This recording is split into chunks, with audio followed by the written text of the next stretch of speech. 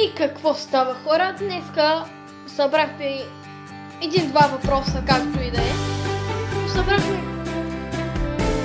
мисля, че 5 въпроса и сега да им отговорим. Така, Тодор Господинов ме пита, Панайот, гей ли е? На какво ти прилича? Мисля, че е гей. Да. Инна Георгиева ме пита, имаш ли си гадже и ако да, какво му е името? Имам гадже, но няма да му кажа името. Стефан Томов ме пита най-тъпия въпрос. Пръскаш ли?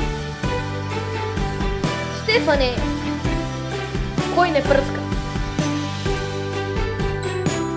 Мисля, че и ти пръскаш. И така, и последния въпрос, мисля, че да, е от Василена Цветкова, която ме пита защо не качваш толкова често.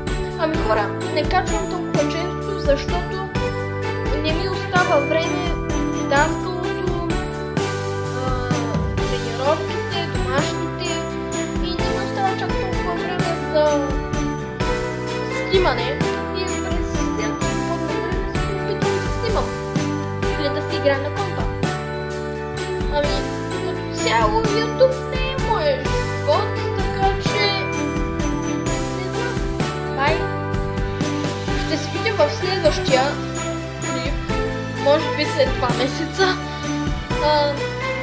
Възможно е да е другата седмица или някоя друга, така че peace!